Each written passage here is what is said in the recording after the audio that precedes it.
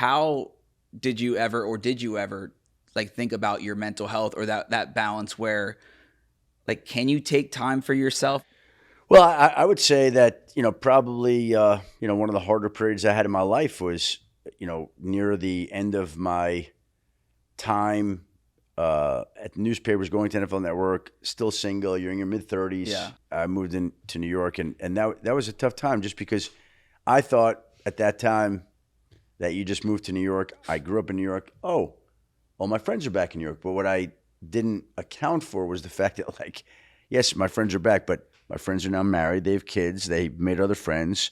They have their own lives. Yep. And they're not waiting for you to come back. Not that they don't love me or I don't love them. We all love each Yeah. other, but everybody's lives evolve. Yep. And so it's just different. So I came back to a New York that was different as a single guy, and that was lonely for me when I got back here in New York in 2006. And then about 6 months into it, I met my wife, and Life changed. life changed.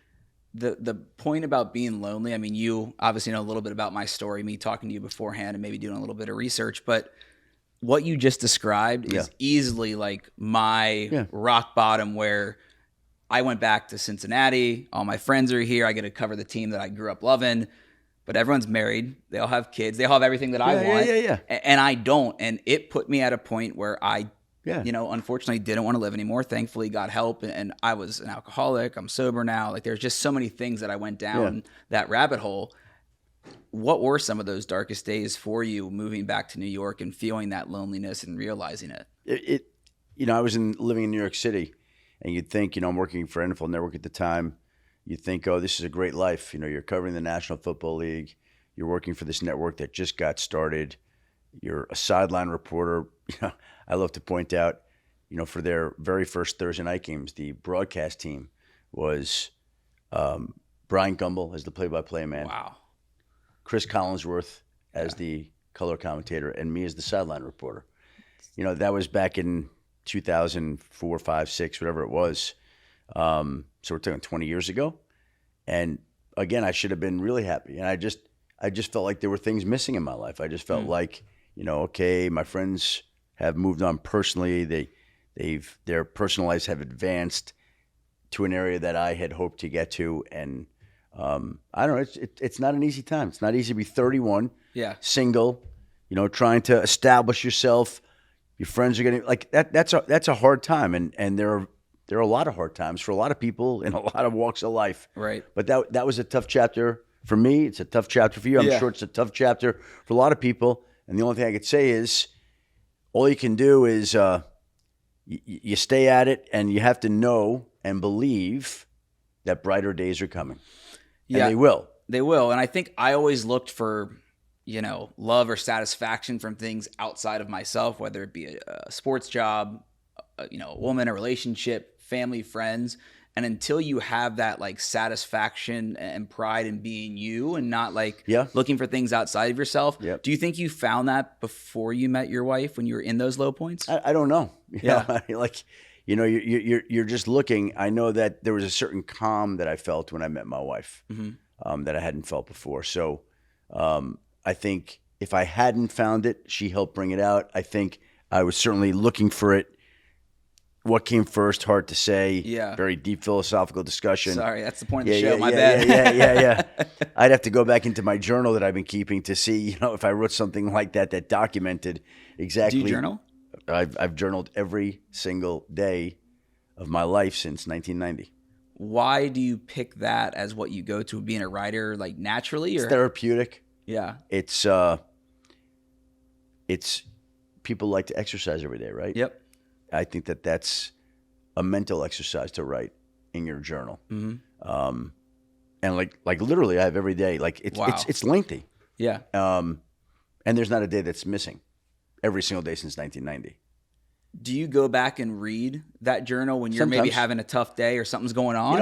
I sometimes used to. And what's interesting is that you realize that when you were struggling through that day back in 2006, you might open up a random day, July 14th, 2006, and you read and you're like, wow, I stayed up all night thinking about this. Wow, I ruminated about that. Wow, I was sad and depressed about this? Like, wow. And it just puts it into perspective sometimes when you can go back and read those problems on the page that at the time seemed like the biggest deal, that they could be very pressing, weighing on your soul, weighing on your heart.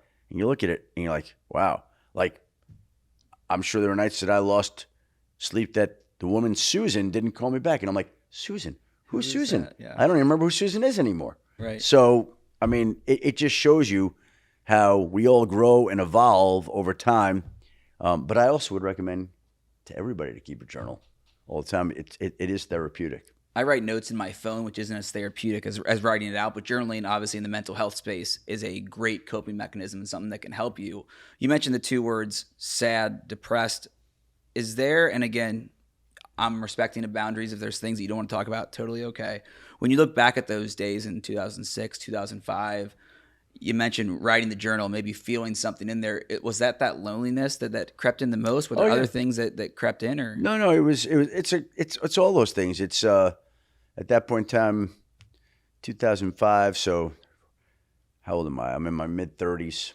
You know, and you're still single, and you don't have kids, and you wonder, am I going to meet anybody? Am I going to have kids? Am I going to move ahead of my, like, it's all the things that everybody wonders and worries about. Like, I'm sure that I'm not unique in worrying how to advance my career, how to meet a person I really care about, whether I'm going to have children. Is this going to happen? Especially when, you know, all your close friends are living that life and you're not, and you feel left behind.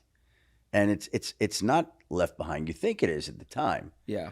But it's you just going through your life. And everybody goes through life at a different pace. Sure. There's no right or wrong timeline for anybody. It happens when it should, as it should. And so I think the one thing that I would say to people, just be a little patient, give yourself a little grace and understanding. These things happen for everybody at different rates. And, you know, I think when I met my wife, that's when that calm and peacefulness started to overtake me, and that balance that I had been seeking showed up in my life. And then, by the way, then you're presented with other different challenges, right? Of managing your time and taking care of babies and dogs and doing all sorts of things that weren't an issue before. Right. So the point is, Brandon, there's always shit to worry about. Yeah, there's always shit to worry about.